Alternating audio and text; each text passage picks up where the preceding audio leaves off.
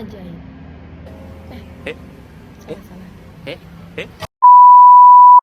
Halo guys, assalamualaikum warahmatullahi wabarakatuh. Perkenalkan, nama saya Nazwa Aulia dengan NIM 2205076031. Saya dari Pendidikan Bahasa Indonesia dan saat ini saya udah semester 4 loh. Tapi baru berjalan 1 minggu sih. Ya, walau tugasnya sedikit banyak tapi nggak masalah. Oke, hari ini saya mau menjelaskan soal hakikat folklore. Kalian udah pada tahu belum? Folklore itu apa? Kalau belum tahu, sini aku jelasin. Hakikat folklore. Secara etimologi, kata folklore adalah pengindonesiaan ketatabahasan Inggris folklore. Kata ini adalah kata majemuk yang berasal dari dua kata dasar, yaitu folk dan lore.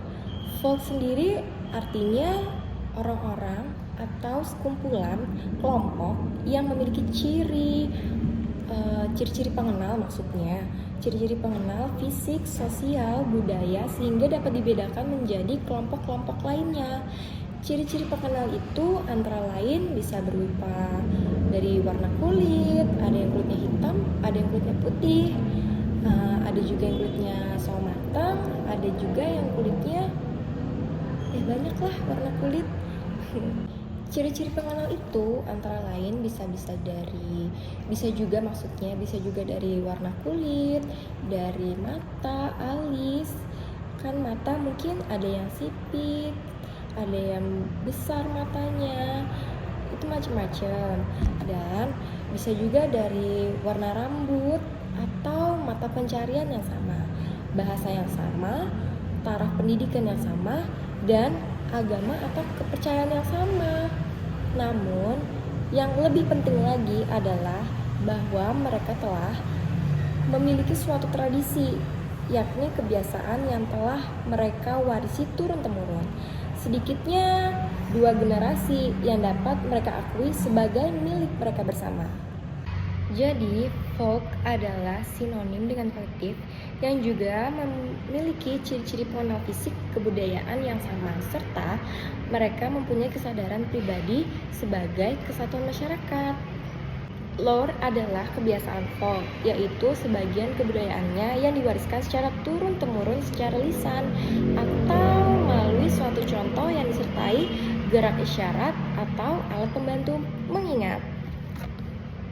Dari uraian yang tadi yang barusan dijelasin nih, bahwa bisa disimpulkan folklore adalah sebagian kebudayaan suatu kolektif yang tersebar dan diwariskan secara turun-temurun di antara kolektif macam apa saja secara tradisional dalam versi yang berbeda, baik bentuk lisan ataupun isyarat. Folklore kalau dari bentuknya ada banyak sih, ada yang lisan, sebagian lisan, atau juga bukan lisan.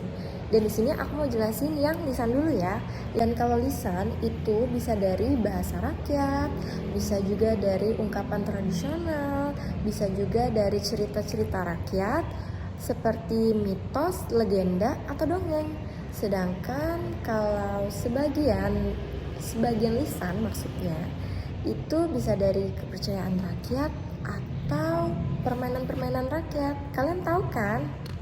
Dan aku mau jelasin lagi yang bukan lisan. Jadi itu apa sih yang bukan lisan? Ntar aku kasih tahu ya. Yang bukan lisan itu yaitu ada dari makanan, ada dari pakaian, ada dari tempat tinggal yang mencirikan suatu kelompok tersebut gitu. Dan aku mau ngasih tahu lagi soal ciri-ciri pengenal folklore. Kalian udah pada tahu belum? Oke, sini aku kasih tahu. Jadi yang pertama itu penyebarannya melalui media cetak atau media elektronik. Kenapa? Karena zaman sekarang bisa kita ketahui melalui buku-buku dongeng, buku-buku cerita. Kalian pasti pernah baca kan sebelum tidur. Dan juga ada bersifat tradisional yang disebarkan melalui bentuk relatif atau tetap, ya mungkin bisa dibilang standar lah ya. Ada juga folklore XC. Dalam versi ini bahkan dalam varian-varian yang berbeda lantaran tersebar secara lisan dari mulut ke mulut dan juga bersifat anonim. Nama penciptanya udah nggak ditahuin.